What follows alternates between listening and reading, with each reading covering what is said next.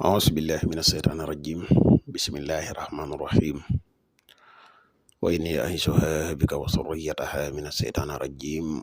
ربي أعوذ بك من همزات الشياطين وأعوذ بك ربي أن يحضرون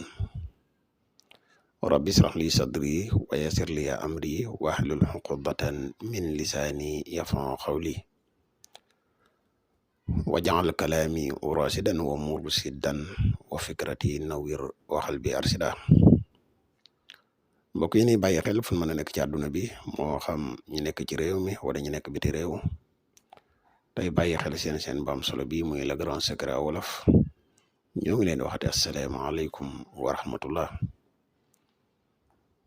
mbokk yi ginnaaw bi ñu santate yàlla julli ci yonente bi sallallahu alayhi wa sallam ñu ngi ndokkee la ko jaajëfal mboole mbokk yi ni topp ak fu mën a ne mbokk yi tey ñu fas yéene leen a dikkal benn secret boo xam ne mbokk yu bari ñu koy laaj muy secret bu am solo nag di secret nopp waaye di secret nopp bu wér a wér ci alquran waaye nag bala ñuy démarrer ci secret bi dañuy def ak laay biira bu gàtt rek ci lenn ci mbokk yi nga xam ne dañuy faral di jëfandikoo nopp lu bari ci lu dul aajo bu ma waxee ci lu dul aajo nag xëy na mën naa am ñu mu jaaxal ndax nit dina def dara ci lu dul aajo am na nit ñoo xam ne lépp loo xam ne luñ gis la rek faaw ñu jéem kaa taste am na ci taste bi nag ñoo xam ne seen bakkan lañ ci topp loolu mooy li ñu tax a jóg képp koo xam ne da ngay def nopp nanga ko def lu mel ne soo soxna si nga àndal nga bëgg seen diggante gën a ratax nga def ko lu baax la lool wala ki nga xam wala mu nekk koo xam ne da ngeen di bëggante da nga bañ kenn dugg ci seen diggante wala ak rataxal gën a am seen diggante nga def ko ngir loolu am loolu tamit lu baax la waaye li nga xam ne mooy li bon mooy ngay def nopp ngir topp ko ci sa bakkan rek mooy ba ci njëkk gis nga kii bëgg nga kaa fawee def ko nopp wala ngay essayer nopp noonu rek yooyu dafa am ay conséquences yoo xam ne moo ci nekk conséquences yi ba ci njëkk mooy dina waral feebaru mettitu bopp da koy faral di waral mooy mettitu bopp yooyu nga xam ne boo demee hôpital doo gis dara sëriñ bu la mën di seetal tamit du la mën a wax dara lu leer yooyu daanaka nopp ku la ëpp bopp bokk na ci li koy waral beneen bi dina waral ak maanaam loo yaakaar mu tas pour nga am dara sax xaw a jafe loolu da koy waral bi ci toppaat mooy dina faral di waral gàtt fan damay lu garaaw moom moo tax képp koo xam ne yàlla dafa la ko ngay def nopp bala nga koy def na nga ko xoolaat bu baax a baax loolu ak laabiire la gun leen di laabiire rek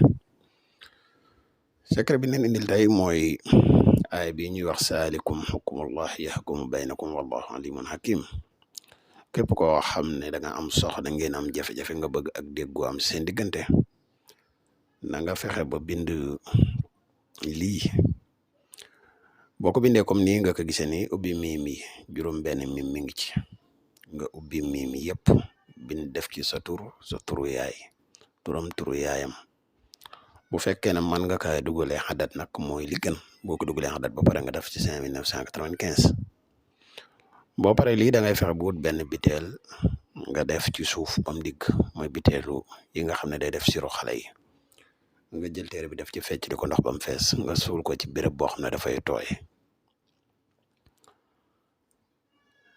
boo ko mënee nga bindaat beneen boo xam ne da nga koy takk ci sa ndigg incha allahu rabbi diir bu gàtt suñ borom dina def ak juboo dina def ak déggoo bu baax ci seen diggante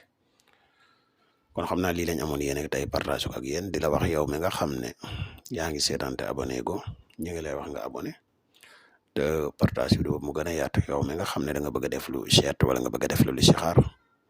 dañuy def seet à distance dañuy def tamit listixaar à distance mën nga ñu contacter ci numéro yi mooy 77 684 28 28 wala 77 668 28 28 ñiy tuwa garab yi kàttan yi ñu ngi leen di xamal ne garab yi disponible na jamono ji ñuy wax ak yéen képp ku si teewoo rek foo man di nekk mën nga ñu contacter ñu def fàttali bu gàtt ci njariñ yi nga xam ne garab gii di mos xam làmboo na ko. Garab la gu bari njariñ lool, dafay yokk kattan bu baax a baax a baax, dafay yokk man yu bu baax, dafay dundal walax njaan.